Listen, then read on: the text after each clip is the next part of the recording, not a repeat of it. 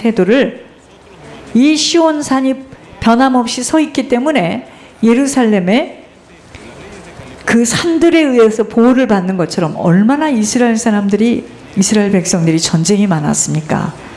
그런데 그 산 때문에 보호를 받는 것처럼 권능으로 당신들의 백성을 감싸 주시어 아무런 해도 받지 않도록 감싸주고 계신다는 겁니다. 여러분, 우리가 이런 일 저런 일, 이런 이야기 저런 이야기에 마음이 아플 수도 있지만 하나님이 우리를 지금 감싸주고 계시고 하나님이 나를 지금 바라보고 계시고 내가 하는 이야기를 듣고 계시며 나의 속셈을 보고 있다면 걱정할 게 없어요. 하나님이 나를 붙들고 계시다면 걱정할 게 없습니다. 이러한 하나님의 보호하심은 일시적인 것이 아니라 영원토록 감싸주시는 지속적인 은혜로 일시적으로는 악인의 권세가 의인을 괴롭게 할 수도 있을지라도 그러나 악인은 궁극적으로 의인이 받을 그 기업을 빼앗지는 못해요. 세상적인 안목으로 볼 때는요, 죄악이 잠시 승리하는 것처럼 보이지만 결국은 패하게 됩니다.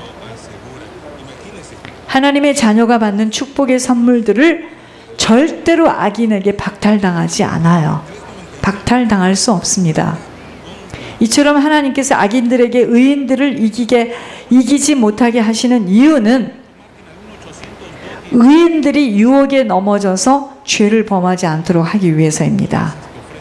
여러분, 고난이 너무 길게 지속이 되면 하나님의 자녀가 시험에 빠져서 죄악의 손을 댈 수가 있기 때문에 하나님께서는 우리의 연약함을 아시고 피할 방편을 주시며 역경을 극복할 수 있는 힘을 베풀어 주십니다. 그래서 고린도전서 13절에 사람이 감당할 시험 밖에는 너희가 당한 것이 없나니 오직 하나님은 미쁘시사 너희가 감당하지 못할 시험 당함을 허락하지 아니하시고 시험 당할 즈음에 피할 길을 내사 너희로 능히 감당하게 하시느니라. 여러분, 우리가요 하나님과의 관계가 바로 정립이 될 때 아버지로부터 보호하심을 받아서 안전한 인생으로 살아갈 수 있게 됩니다. 하나님의 자녀가 순결한 마음을 가지고 모든 생활을 영위해 갈 때 여러분, 우리가 순결한 마음이 뭐냐면 아버지만 의지하는 마음이에요. 다른 거 아닙니다. 천지가 개벽하고 별일이 다 일어나도 폭풍이 일어나도 아버지를 의지하는 마음, 이게 순결한 마음입니다.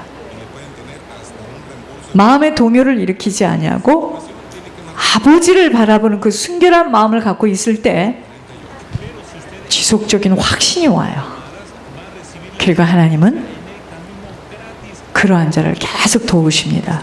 그러나 자기의 굽은 길로 치우치는 악인들은 죄악을 짓는 자들과 마찬가지로 멸망시킬 것을 말씀하고 계십니다. 이것은 뭐냐면 이것은 자기의 욕망대로 돌아다니며 순전한 자들까지 오염을 시켜 자기들과 같은 죄를 범하게 하는 자들의 사악함을 하나님은 절대로 못 본 채 하시지 않으신다는 것이에요. 여러분, 하나님 다 알고 계십니다. 걱정하지 마시고 하나님은 우리의 속마음까지 다 알고 계세요. 반드시 하나님은요 악인과 의인에 대해 공의의 심판을 집행할 것이기에 항상 언제나 어떤 순간에도 하나님 앞에 서야 합니다.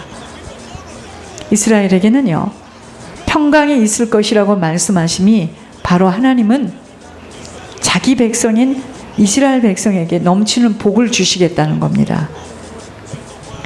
위선자들은 결국 하나님으로부터 공정한 보응을 받을 것이며 반면에 마음이 진실한 의로운 자들은 하나님의 축복을 받게 된다는 것입니다.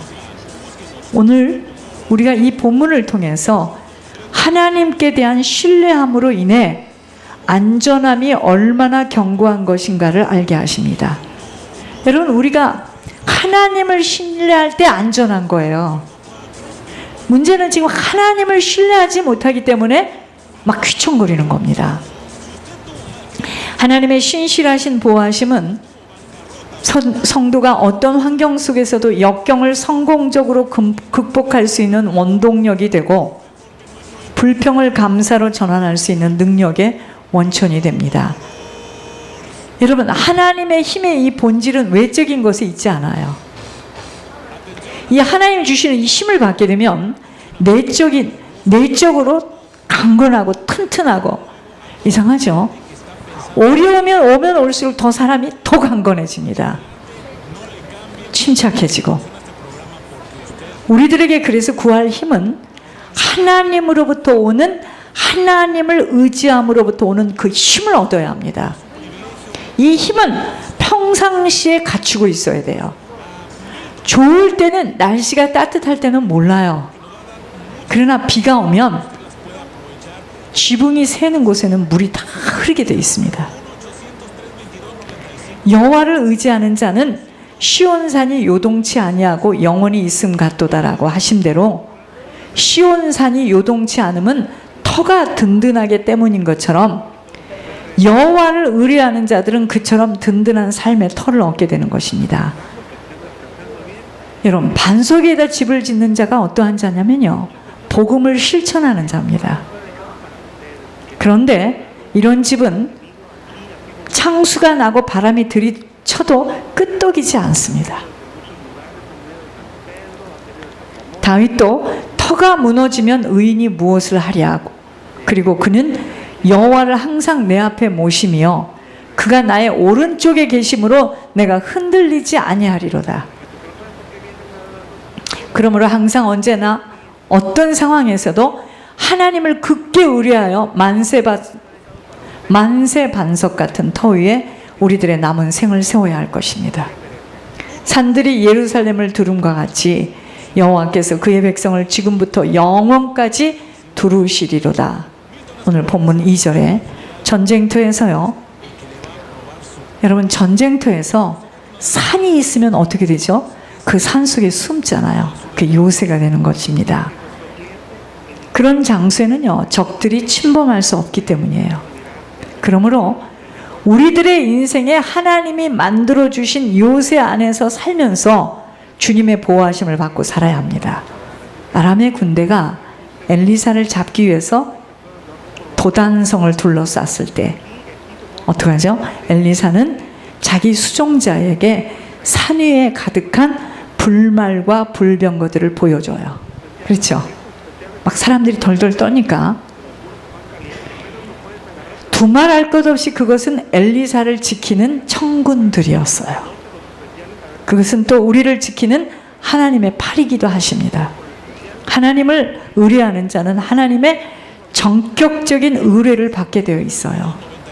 그래서 시편 91편 2절에 나는 여호와를 향하여 말하기를 그는 나의 피난처시요 나의 요새요 내가 의지하는 하나님이라 하리니. 여러분, 독수리가 탁 나타나면요, 암탉은 병아리를 자기 몸으로 감싸고서 결사적으로 방어합니다. 그렇다면 하나님의 보호야 얼마나 더 강하고 안전하겠는가입니다. 그러므로 우리는 하나님을 굳게 의뢰하여 그런 든든한 보호를 받아야 하는 것입니다. 악인의 권세가 의인들의 땅에서는 그 권세를 누리지 못하리니 이는 의인들로 하여금 죄악에 손을 대지 아니하게 함이로다. 여러분, 하나님을 의뢰하는 자에게 임하는 힘은요, 악인의 해침을 막아주는 일에 큰 역할을 하고 있습니다. 내가 하나님을 의지하였은즉 두려워하지 아니하리니 사람이 내게 어찌하리이까. 시편 56편 11절입니다. 겉으로 보기에는 세상에서는 악인들이 판을 치고 있고 의인들은 그들에게 무자비하게 짓밟히거나 억압받는 것처럼 보이지만 어떤 경우에도 해를 받는 쪽은 악인이지 의인이 아니라는 것입니다. 헤롯 왕이 세례 요한을 죽였던 일이 바로 악인이 의인을 짓밟는 것의 예이지만 나중에 헤롯 왕이 어떻게 됩니까? 항상 우리들에게 예측할 수 없는 사단의 공격 속에 말로는 표현할 수 없는 원치 않는 일들이 우리 앞에 놓일 수 있음이 광야길이에요. 한치 앞을 모릅니다. 그러나 바로 그때가 아버지를 온전히 의뢰할 때, 여러분 그때가 아버지 앞에 나의 믿음의 카드를 내보일 때입니다. 그때 효도하는 거예요. 그때 아버지께 효도하는 겁니다. 그 어느 것에도 놀라거나 무서워할 것이 없음은 모든 것들을 눈동자처럼 밝히 보고 계시며 알고 계시기 때문에 그 무엇보다도 몸과 영혼을 함께 죽일 수 있는 하나님 무서워하며 하나님 앞에 서야 합니다. 사단의 전략이 무엇이며 왜 내게 이런 일이 일어났는 줄을 원인을 분석할 수 있어야 합니다. 여러분, 우리들에게 일어난 모든 일은 하나님의 허락함이 없이는 일어날 수 없어요. 그렇기 때문에 당황을 해서는 아니 됩니다. 사단을 허락하시어야 움직일 수 있는 영적 법칙이에요. 사단이 그냥 움직이지 않아요. 공의의 하나님은 반드시 뿌린 대로 갚아가시는 영적 법칙이 있기에 죄에는 대가를 치러야 하고 회개할 수 있는 기회를 문제와 사건을 통해서 찾을 수 있어야 하는 것입니다.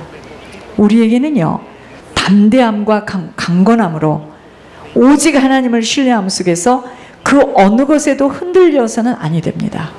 여러분, 손양원 목사님이 자기 아들을 죽인 공산당을 어떻게 양아들로 삼습니까? 어떻게 그 공산당을 복음을 전해가지고 교화시켜서 신학교를 보내가지고 주의종으로 그를 만듭니까? 남의 이야기는 이게 이렇게 쉬운데 우리는요, 죽이는 것까지는 안 했어도 조금 나에 대해서 잘못 말하고 오해하고 왜곡된 말을 하면 막 사람들은요, 아이 그런 말 하지도 않았어, 조금만 자기를 인정하지 못한다, 막 난리 법석입니다. 손을 확 뿌리치고 무서웠어요. 여러분 정말 하나님을 신뢰한다면, 여러분 우리에게 핍박의 면류관, 의의 면류관, 생명의 면류관 우리가 막 외우잖아요. 여러분 말씀해 드리겠습니다. 핍박의 면류관은 어떻게 받습니까? 핍박을 받아야 면류관을 받을 거 아니겠습니까? 고통을 치르고 정말 눈물의 골짜기를 걸어가야지 그냥 핍박의 면류관 그래서 면류관을 줍니까? 아닙니다. 절대로 아닙니다. 잠잠히 묵상하여야 함은 아버지와의 관계를 찾아가야 하는 것뿐이에요. 오늘 본문의 여호와를 의지하는 자는 주님이 요새가 되시고 방패가 되어 내가 그런 주님을 믿는 만큼 주님의 권능 속에 안전함을 갖게 하십니다. 여러분, 내가 주님을 믿지 못하고 신뢰하지 못하면 주님 저를 보호할 수 없어요. 그래서 자기의 굽은 길로 치우치는 자들이라고 말씀하십니다. 자기의 굽은 길로 치우친 것이 뭐냐면요, 하나님의 말씀에 순종하며 살아가야 하는 자들이 일반적으로 가는 길에서 벗어난 것을 말하는 거예요. 그게 자기의 길을, 굽은 길을 그렇게 벗어나게 되면은요, 범죄자들과 함께 그들을 사라지게 만들 것이라는 것은 한마디로 멸망시키겠다는 겁니다. 마음이 구부러지고 이중적이고 속임수로 가득한 자와 걷기 시작한 자는 그 악인과 모든 악한 일을 함께 꾀하며 다니다가 필경 멸망당하고 말 것이라는 것입니다. 공개적이며 노골적으로 악인과 함께 악을 도모하는 자가 있다면 그 사람은 이미 하나님의 보복의 법에 따라 징벌을 받게 된다는 것이 바로 아버지는 반드시 죄에는 보응을 치르게 하신다는 것입니다. 우리 인생이 지금 그걸 치르고 있는 거예요. 우리 인생이 지금까지 우리 조상이 지은 죄로 인하여서 내게 내려와 있는 잘못된 성품과 체질을 통하여서 나도 또 그렇게 내가 왜 그러는 줄도 모르고 그런 짓을 계속 반복되어지는 그것 때문에 계속해서 사단이 떠나지 않고 개입되어서 인생이 풀려지지 않았던 겁니다. 너무 무서운 공의의 법칙을 몰라 이제까지 신앙생활을 그리도 열심히 했었지만 우리들 속사람 속에 있는 영적 대물림으로 들어와 있는 것들을 전혀 인식할 수가 없어서 처절하게 당하고 산 세월입니다. 고난을 통해서 우리들 속에 있는 것들을 말끔히 씻어내시고 정금 같은 믿음으로 키워내시어 아버지의 음성을 듣게 하심이 아버지의 사랑이었던 것도 우리는 무조건 고난은 나쁜 것이었고 사단이가 주는 것만으로 오해되었기에 신앙의 내적 상태는 자라지를 못했던 거예요. 아버지가 우리를 보호하심이 바로 고난을 통하여 죄를 깨우치게 하시고 연단하여 주님과 동행케 하시려는 안전한 인생으로 끌고 가시는 아버지의 손길이었던 것을 모르는 만큼은 우리들의 뜻대로 되어짐이 축복인 줄 알았던 겁니다. 우리를 보호하심이 바로 내 죄를 깨닫게 하시는 것이에요. 고난 당하기 전에는 내가 그릇 행하였더니 이제는 주의 말씀을 지키나이다 라고 하셨습니다. 육체의 고난을 받는 자는 죄를 그치게 된다고 하였습니다. 베드로전서 4장 1절에 고난은 죄를 깨우쳐주고 있는 거예요. 아버지가 사랑하시어서 자식을 징계하는 벌이 바로 고난입니다. 무의식 중에 범한 미처 알지 못했던 은밀한 죄까지도 낱낱이 깨닫게 하는 축복이기에 자신을 깊이 살펴보아야 하는 기회입니다. 고난을 통해서 주의 율례를 배우게 되기에 연단의 도구가 되는 거예요. 고난이. 우리가 환난 중에도 즐거워하나니 이는 환난은 인내를, 인내는 연단을, 연단은 소망을 이루는 줄 아미로다. 하나님은요, 잘 들으시기 바랍니다. 주님은요, 크게 들어 쓰시고자 하는 사람일수록 먼저 큰 고난을 주십니다. 그런 고난 속에서 큰 일을 행할 수 있는 자질이 갖춰지기 때문이에요. 마치 풀무불 속에서만 정금이 정련되어 나오는 것과 마찬가지예요. 하나님 요셉을 쓰시기 위해서 어떻게 했습니까? 형들의 손에 의해서 우물로 떨어뜨려요. 노예 생활합니다. 감옥에 가요. 애매한 죄를 뒤집어 쓰고서 감옥에 던져지는 고초까지 받게 하십니다. 그러므로 우리도 어떤 고난을 받게 되면 이를 연단으로 받아들이고서 끝까지 인내해야 하는 것입니다. 그러니까 세워주고 높여주고 인정해주고 이번에도 보니까 다 그런 사람들이 그렇게 당하는 거예요. 높여주고 예뻐해주고 사랑해주고 그거 하지 말라는 겁니다. 주님이. 이런 비밀을 모르면 강단에서 자신을 쳤다는 둥 판단하는 둥 입을 벌리게 되는 어린아이 수준에서 신앙은 절대로 잘할 수 없게 됩니다. 요셉이 변명을 했던가요? 하나님이 우리를 보호하시는 손길이 바로 고난이라는 히든 카드입니다. 이 고난을 통해서 주님과 동행하게 만드는 유익을 주기 때문이에요. 주께서 나를 괴롭게 하심은 성실하심으로 말미암음이니이다라는 말씀이 이를 나타내주고 있는 것입니다. 사도 베드로는요, 선을 행하면서 고난을 받고 참으면 이는 하나님 앞에서 아름다운 일이라고 하면서 그리스도께서도 고난을 받으신 다음 우리에게 본을 끼쳐 그 자취를 따라오게 하셨다고 하셨습니다. 아무런 잘못이 없이 받게 되는 고난일수록 그것은요, 그리스도께서 받으신 고난과 비슷하여 그런 고난은 받으면 받은 만큼 하나님께 의롭다고 평하게 됩니다. 그러나 잘못 없이 받게 되는 고난의 가치는요, 거기에만 그치는 것이 아니에요. 그런 고난은 나로 하여금 그리스도의 길을 걷게 만들어요. 결과적으로는 그분과 동행하도록 만들어 주십니다. 이런 경지까지 이르게 될 때 고난은 오히려 축복임을 알게 하는 것입니다. 하나님은 우리들을 안전하게 보호하시어 끝날까지 인도하시기 위해서 고난이라는 것을 허용하시어서 정금과 같은 믿음의 소유자로 만들어 가십니다. 그때 우리들은 우리 인생이요, 안전한 삶으로 풍성한 자가 되어 수없는 자들을 천국으로 인도할 수 있는 다리 역할을 감당하는 선한 청지기의 인생이 되는 것입니다.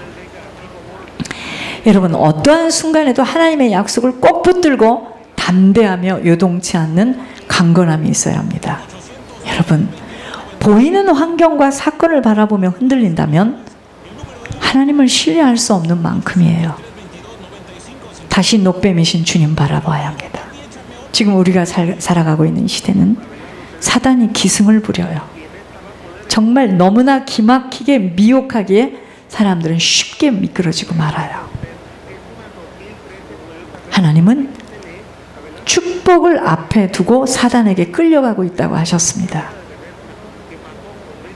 제 얘기가 아니에요. 하나님이 카톡에 막 전화에 일일이, 나는요 정말 너무 감사했습니다. 완전 계시의 영을 받았다는 게 이런 거구나. 환경과 사람의 소리를 신뢰한다면 흔들릴 수밖에 없게 되며 아버지의 약속은 온데간데 없습니다. 이곳은 광야예요. 불뱀이 쫙 깔려있는 광야의 길입니다. 저는 참 이렇게 신비스러운 은사를 내가 못 받았기 때문에 하루 종일 내 속에서 찬양이 나오는데요. 나중에 들어보니까 천사가 너는 모르는데 계속 너를 지금 뒤에서 밀고 계시대요. 천사가 하는 찬양이었어요. 생생하게 들리는 거 있죠, 막 귀에서.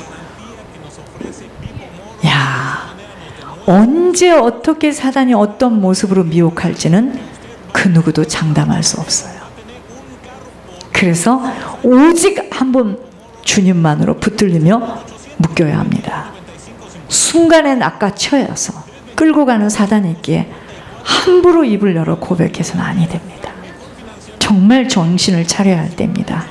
자신을 정말 점검해야 하며